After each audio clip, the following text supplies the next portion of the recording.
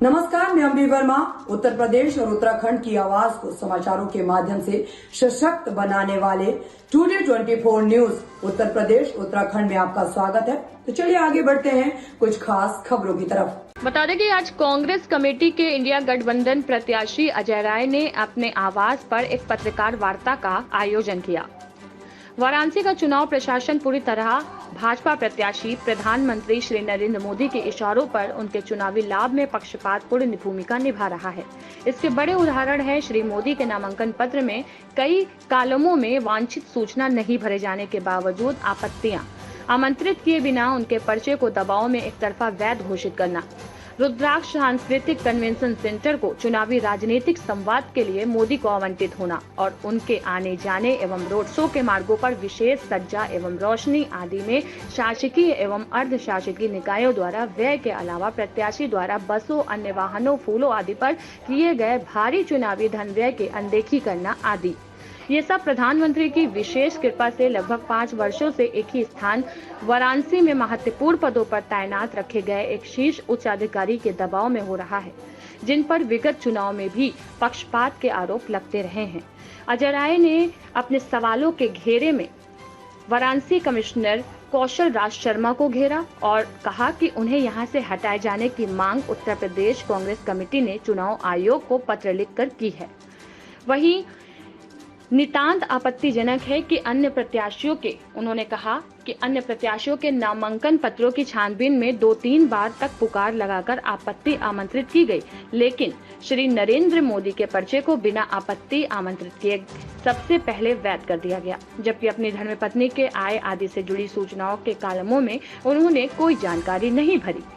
उन गंभीर कमियों के कारण ही भाजपा ने दल की ओर से एक डमी प्रत्याशी का भी नामांकन कराया था। इस स्थिति में कांग्रेस ने उनके नामांकन पर अपनी आपत्तियां चुनाव आयोग को ऑनलाइन भेजी है। वहीं अजय राय ने कहा कि प्रधानमंत्री द्वारा अपने नामांकन के बाद रुद्राक्ष कन्वेंशन सेंटर में चुनावी संवाद सभा हुई, उसका आवंटन चुनाव आचार संहिता के विरुद्ध है। जापान भारत के बीच सांस्कृतिक संवर्धन करार के तहत जापान सरकार के धन से बनी वो पब्लिक प्रॉपर्टी है जिसे एक निजी कंपनी संचालित करती है। सांस्कृतिक शैक्षिक आयोजनों के लिए प्रयुक्त होने वाले उस परिसर का प्रयोग पहली बार राजनीतिक लाभ के लिए प्रशासन के दखल से हुआ, जबकि शासन अनुदानित निजी कॉलेज आदि भी चुनाव प्रचार के लिए प्रयुक्त नहीं होते रहे हैं। रुद्राक्ष का आवंटन यदि भाजपा प्रत्याशी को हुआ है तो नियमों को शिथिल कर किसने होने किया, इसकी भी जांच कराने के साथ साथ चुनाव आयोग ये सुनिश्चित करे कि बिना रियायत निर्धारित शुल्क जमा हुआ या नहीं, नामांकन इवेंट व्यय प्रत्याशी के निजी खाते से जुड़ रहा है कि नहीं, साथ ही ये भी सुनिश्चित करें कि चुनाव में उन्हीं शर्तों पर अन्य दलों एवं उम्मीदवारों को भी रुद्राक्ष कन्वेंशन सेंटर का आवंटन किया जाए। वहीं अजय राय ने आगे कहा कि अटैची लेकर बनारस आने वाले सांसदों की परंपरा पर इस चुनाव में विराम लगाने का फैसला जनता लेगी। अटैची वाले ऐसे कई सांसद काशी आए एवं लौट गए, जो श्री नरेंद्र मोदी भी लौट जाएंगे। कारण साफ है, काशी में रम कर काशी को जीने की संवेदना इन लोगों में नहीं है।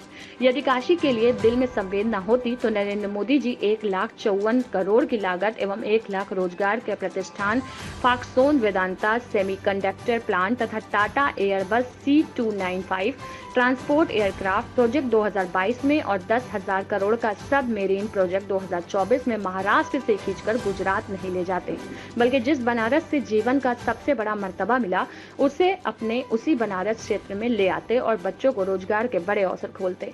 उन्होंने प्रधानमंत्री को सवालों के घेरे में करते हुए कहा कि बनारस विकास सिटी तो नहीं बन पाया, टेंट सिटी बनाकर भी कुछ भी नहीं कर पाए, वहीं अब बनारस में सिर्फ टोटो ही चलता दिखाई दे रहा है।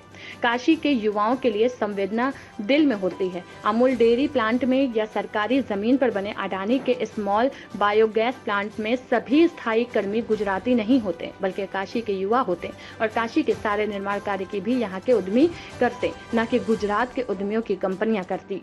वाराणसी से खुशरंग हिना की रिपोर्ट। उस पर कोई कार्रवाई नहीं हुई, चुनाव आयोग ने उसके ऊपर कोई कार्रवाई नहीं है। मैं मांग करता हूं चुनाव आयोग से कि तत्काल कौशल राज शर्मा को यहाँ से स्थानांतरित किया जाए और यहाँ पर नए कमिश्नर की नियुक्ति की जाए, क्योंकि ऐसे लोग जो बनारस में एक भाजपा एक RSS के कार्यकर्ता के रूप में काम कर रहे हैं, उनको तत्काल यहाँ से हटाकर उनके ऊपर कार्रवाई की जाए और यहाँ विशेष ऑब्जर्वर की व्यवस्था की जाए। विशेष प्रेक्षक के रूप में मैं मांग करता हूँ आयोग से कि हम विशेष पर्यवेक्षक तैनात किए जाए, क्योंकि ये प्रधानमंत्री का संसदीय क्षेत्र है।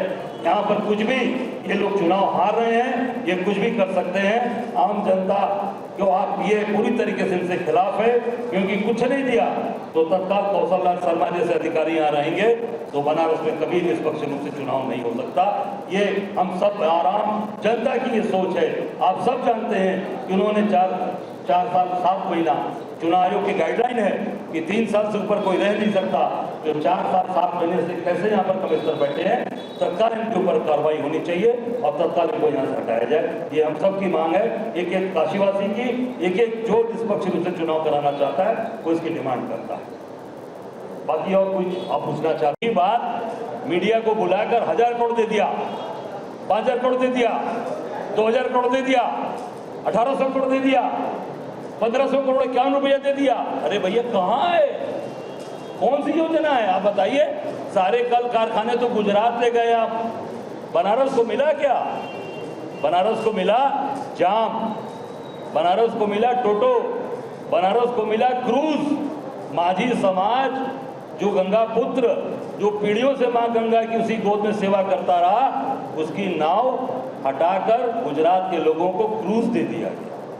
क्रूज पे तमाम ऐसे उस पे खाने पीने के पदार्थ परोसे जाते हैं जो मां गंगा के अंदर वर्जित है। पवित्र मां गंगा के अंदर वो नहीं परोसा जा सकता, काशी के अंदर वो भी क्रूज के अंदर परोसे जाते हैं, वो भी खिलाए जाते हैं, वो भी पिलाए जाते हैं।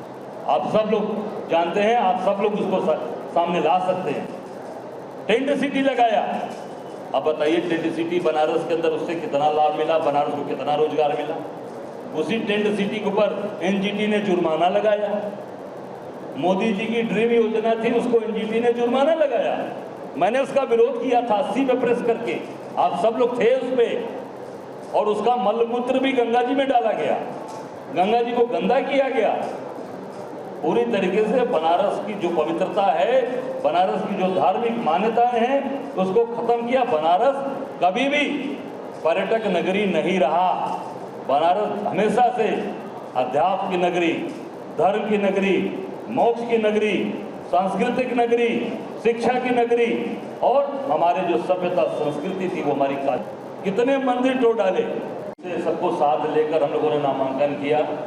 इस महंगाई, बेरोजगारी और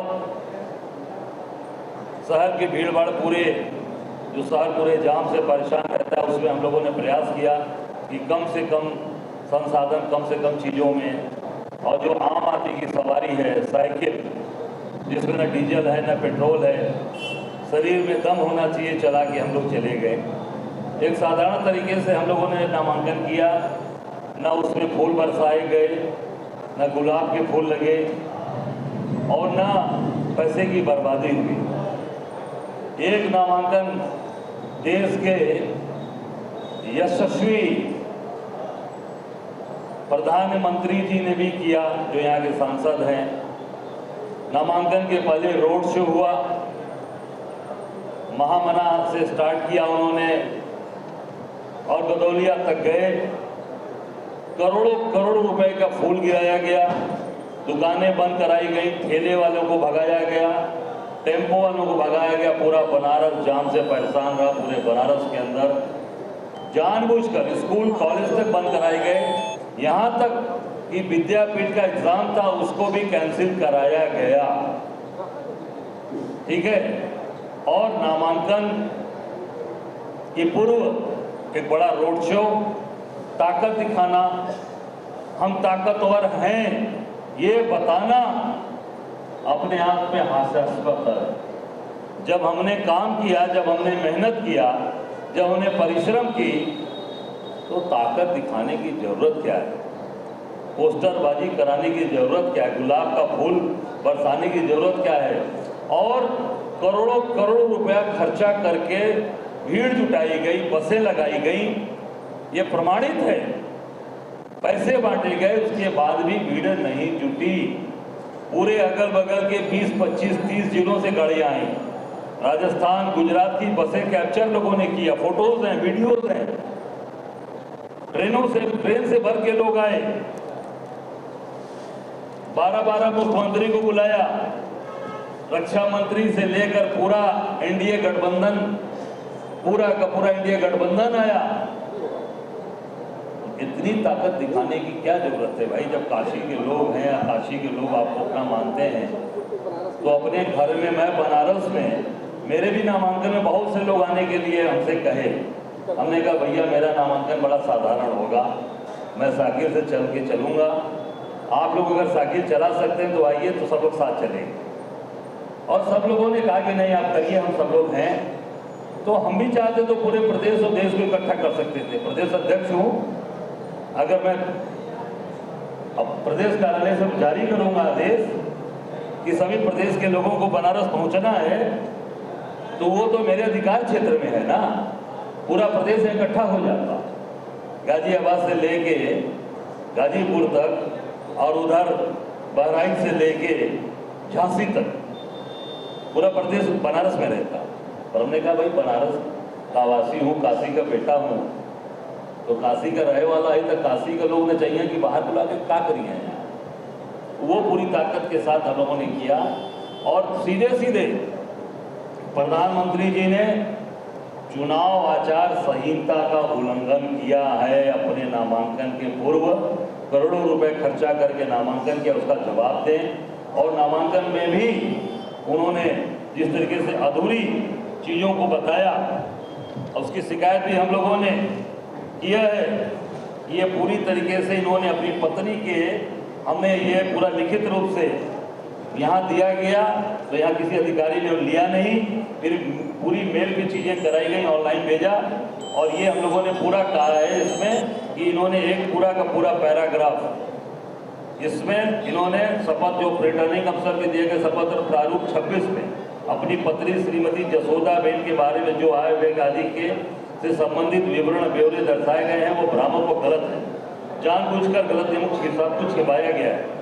जसोदाबेन आज भी उनकी पत्नी है और अधिनियम 1955 के प्रावधानों के अंतर्गत जीवित धर्म में पत्नी जिनके अस्तित्व को भारतीय जनता पार्टी के प्रत्याशी नरेंद्र मोदी द्वारा स्वीकार किया गया। उपरोक्त पैरा संख्या 1 से 7 वर्णित आपत्ति के आधार पर भारतीय जनता पार्टी प्रधान नरेंद्र मोदी द्वारा जो 13/5/2024 को चार्जशीट में इन्होंने समर्थ पत्र दाखिल किया, उसको निरस्त करने के लिए हम लोगों ने इसको पूरी तरीके से मुख्य चुनाव आयुक्त को लिख के भेजा। ऑनलाइन हम लोगों ने इस पर भेज दिया कि इन्होंने चीज़ों को छिपाया है, बहुत सी ऐसी चीज़ें जिसको ब्लैंक छोड़ा है, तत्काल इस पर कार्रवाई करनी चाहिए। देश के प्रधानमंत्री का शपथ पत्र है ये, आप समझ सकते हैं। दूसरा जो सबसे महत्वपूर्ण है, जिसमें ये बड़ी बड़ी बात कहते हैं कि मैं माँ गंगा का पुत्र हूँ, माँ गंगा का बेटा हूँ, और बनारस हमारे जेहन में है, बनारस हमारा बड़ा नजदीक है। आप सबको ध्यान होगा कि पूरे बनारस में आज तक 10 साल में एक भी कल कारखाना बनारस के अंदर बनारस काशी वासियों को लिए नहीं लगाया गया। एक लगाया गया, वो भी पहले का कारखाना जब मैं विधायक था, करखियाओं में पिंडरा का 16 की वो रजिस्ट्री है बनासकांठा की, उसका खूब ढोल बजाकर अमूल मैंने लगवाया, खूब ढोल मजीरा बजाया गया। वो पुराना कारखाना 16 की जमीन रजिस्ट्री है। बनारस में एक हुई थी जमीन की रजिस्ट्री, दूसरी एक फतेहपुर में हुई थी, तीसरी एक लखनऊ में जहाँ पर अमूल वहाँ बना, 16 का ही है। जब अखिलेश यादव सीएम थे तब की ये चीज़ें आई थी। और हमारे यहाँ इसलिए लेट हो गया कि वो कोर्ट केस हो गया था, इस नाते वो उस समय रुक गया था। एक कारखाना नहीं लगा। हाँ जरूर महाराष्ट्र से ये 3 कारखाने, 3 बड़े इंडस्ट्री महाराष्ट्र से ये गुजरात ले गए। एक 1,54,000 करोड़ की लागत से एक